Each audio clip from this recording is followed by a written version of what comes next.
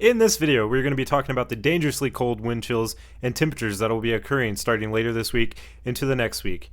Also, the potential for more snow and blizzards on the horizon as well. And we'll also discuss the severe weather threat for the south and southeast United States later this week into the weekend. We'll start out looking at the dangerously cold temperatures and wind chills that are going to start beginning Wednesday into Thursday, just continuing into the weekend and next week. So we'll go ahead and move this forward. As we get into Wednesday and Thursday, these temperatures really start going down, extending almost into Texas and into Texas at times. These are the temperature values that are expected on the GFS model, at least. So as you can see, as we get into the weekend, this cold really starts to dip down into the central United States, into Kansas, Missouri, parts of Oklahoma, and Texas. And then it just continues on Sunday into Monday, into Tuesday, overspreading much of the eastern United States as well, northeast United States. And then they kind of let up starting next Wednesday. But these cold temperatures are definitely going to hang around for a while. So going ahead and taking a look at the wind chill values based on the GFS model as well. Once again, this really starts to ramp up into Thursday. We'll go ahead and keep moving this forward. But as you can see down here in Texas, -2 wind chill expected.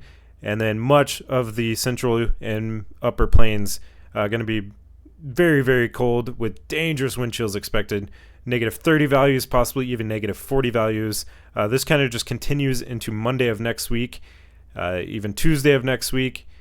And it's just going to stick around for a while before that shifts more to the east for more of the Midwest and Northeast United States. So dangerous wind chills and temperatures are going to stick around for at least the meantime. This is the 6 to 10 day temperature outlook from the Weather Prediction Center. Once again, highlighting that much areas, Missouri, Iowa, Illinois, parts of Kansas, parts of Oklahoma, parts of Arkansas, parts of Tennessee, parts of West Virginia, and parts of Indiana are going to be experiencing much below temperatures throughout that week of January 15th through the 19th. Taking a look at the national forecast chart issued by the Weather Prediction Center, this is for tomorrow, Wednesday, January 10th.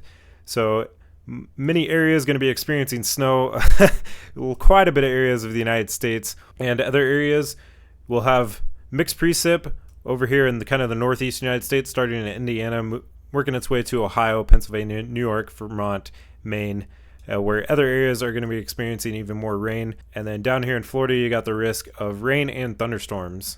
So very active weather across much of the United States on tomorrow, Wednesday, January 10th. And the same can be said for going into Thursday, January 11th. Once again, many areas of snow across the United States. Basically, half the United States in snow. Meanwhile, there will be a severe weather risk for portions of East Texas into Louisiana, parts of Arkansas and Mississippi. And then other areas are going to be experiencing mixed precipitation, with a lot of areas experiencing that. That expands all the way from California into Arizona, New Mexico into Oklahoma, Missouri, parts of Kansas, parts of Illinois, Indiana, Ohio, West Virginia, Pennsylvania, New York, and Vermont. So a lot of areas going to be experiencing the mixed precip potentially. And then for this area, northeast Kansas into northwest Missouri, kind of just barely hugs the Iowa-Missouri border. There's that risk for heavy snow possible on Thursday, January 11th. And going ahead and taking a look at snowfall amounts, we're going to go look at two models. This first one is going to be the GFS model. So we'll go ahead and move this forward. For Wednesday into Thursday, it's not showing a whole lot of snow. Could be up to 7 inches, 6-7 inches in parts of Nebraska, eastern Nebraska on Friday. Over here in Iowa, you could see 3 to 4, possibly anywhere from 3 to 6. And then we'll keep moving this forward. As that system keeps moving along on Friday, even more snow. Could see up to 9, 10, over 10 inches in some areas in eastern Nebraska. Over here in Iowa, it's showing a pocket of about 12 inches or so. And into Missouri, once again, 12 to 13 inches or so. And over here in Illinois, could see up to 14 inches based on this GFS model. And then go ahead and move this even further along into Sunday and Monday. You can see these areas start to get even more snowfall, darker pinks and purples, whatever color you want to classify that as, where additional snowfall could be happening into Monday into Tuesday. Probably not a whole lot of extra snowfall as of right now, at least predicted for Monday into Tuesday, but definitely something to keep an eye out. And then we're going to go ahead and compare what the GFS was showing with this ECMWF high-res model. So we'll go ahead and move this into Wednesday, going into Thursday. So this one's showing a little bit less snowfall across Nebraska, maybe 1 to 3 inches. And then over here in Iowa, could see about 8 inches or so, maybe 9. Same thing into Illinois. So this one's a little bit more relaxed and reserved with these snowfall total amounts. We'll go ahead and keep moving this into Friday. And for Friday into Saturday, that system, once again, it's showing less snowfall over here in Nebraska, but could still see anywhere from 1 to maybe about 6 inches or so. And then into Iowa, about 7 inches or so. Over here into Illinois is where this one is showing about 26 inches in some areas. Over here in Indiana as well, could see anywhere from 10 to 15, maybe even locally higher amounts. So in some areas on this model, this one is showing some more snowfall. But this is an example of why winter weather is so hard to forecast for when you have different models showing different things.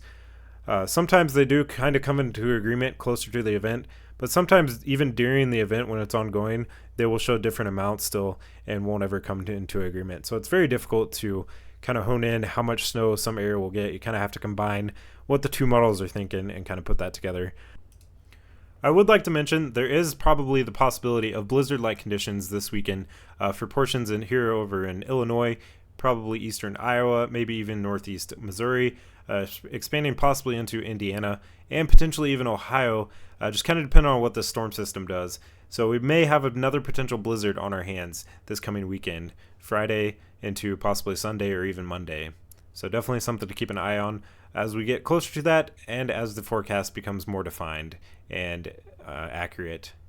Going ahead and moving into the severe weather side of things, this is the Storm Prediction Center outlook for this Thursday. Once again, there's a slight risk for parts of eastern Texas into Louisiana, parts of Alabama, and parts of Arkansas. So there could be the potential for all modes of severe weather, tornadoes, damaging winds, and large hail on this day. It's still a little bit far out to completely know, but we'll know more of what the risks may include once we get into tomorrow and the day of on Thursday.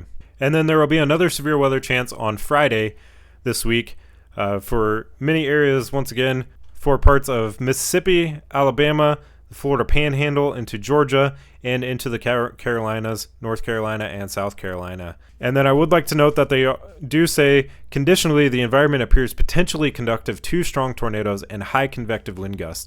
So it's definitely something to keep an eye out as we get closer to Friday, as this may be a very dangerous severe weather day for much of the southeast, with tornadoes and damaging winds and probably some large hail likely.